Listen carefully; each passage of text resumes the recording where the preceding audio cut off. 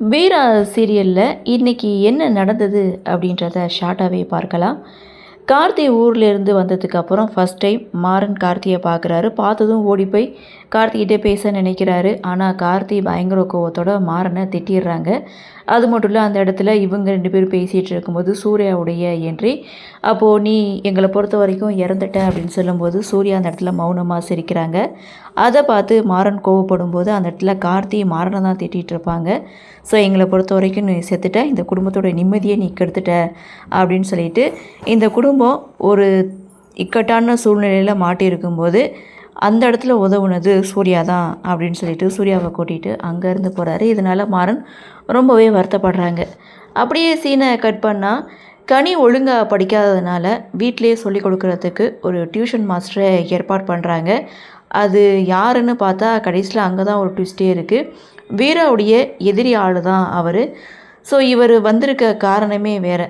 கனிக்கு tuition சொல்லி கொடுக்குறாங்க.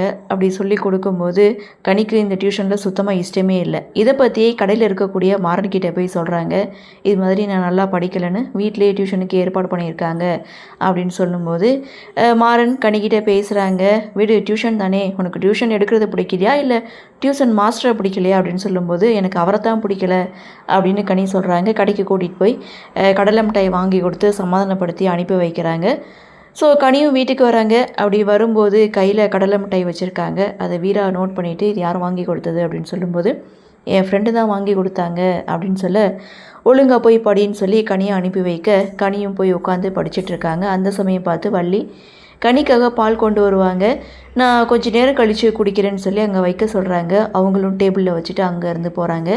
Tuition master கதிர் என்ன பண்ணுறாரு, அந்த பாலில் சம்திங் எதையும் மிக்ஸ் பண்ணுறாரு. மிக்ஸ் பண்ணி கனியை குடிக்க வைக்கிறாரு.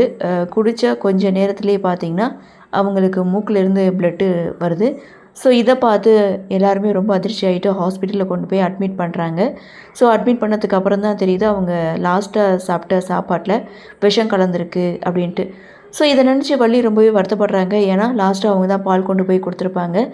எப்படி விஷம் இருந்திருக்கும் அப்படின்னு அவங்க ஒரு பக்கம் புலம்ப, அப்போது தான் வீராவுக்கு ஞாபகம் வருது. லாஸ்ட்டாக கனியுடைய கையில் கடலை மிட்டாய் இருந்தது ஞாபகப்படுத்துகிறாங்க. உடனே போலீஸுக்கு தெரிய வைக்கிறாங்க, எங்கள் வீட்டு பொண்ணுக்கு யாரோ விஷம் கொடுத்துருக்காங்க, உடனே இது இன்வெஸ்டிகேஷன் பண்ணணும் அப்படின்னு சொல்லி போலீஸுக்கு தெரிவிக்கிறாங்க.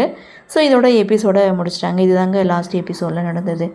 இப்போது இந்த பழி யார் மேலே விழுக போகுது, அதுதான் அப்கமிங் எபிசோட். ஸோ மாறன் மேலே தான் இந்த பழி விழுகுமா அப்படின்ற எதிர்பார்ப்பு. ஸோ கண்டிப்பாக விழுகும்னு நினைக்கிறேன்.